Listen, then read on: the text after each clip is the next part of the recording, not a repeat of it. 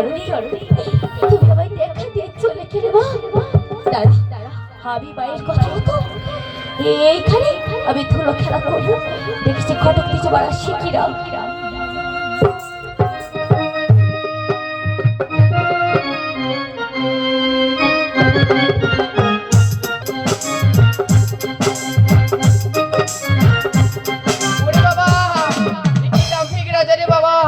কিভাবে তো দূর করে আমাকে তাড়িয়ে দিল। না, এই রাজ্যে থাকবো সম্মুখের রাজ্যে। যাই যাই বাবা, দেরি করলাম না, সম্মুখের রাজ্যে।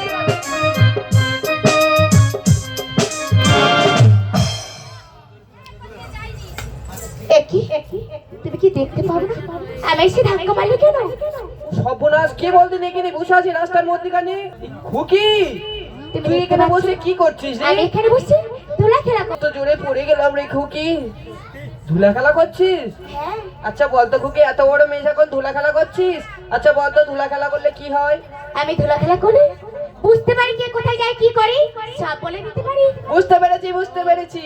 তুই ফুচকি মারার জায়গা খুঁজে পাস না না? আমি আর কি করছি কে কোথায় যাচ্ছে কি করছে তুই এখানে বসে বসে বলে দিতে পারবি? সব বলে দিতে পারি। আচ্ছা বলতো খুকি, আমি করছিলাম।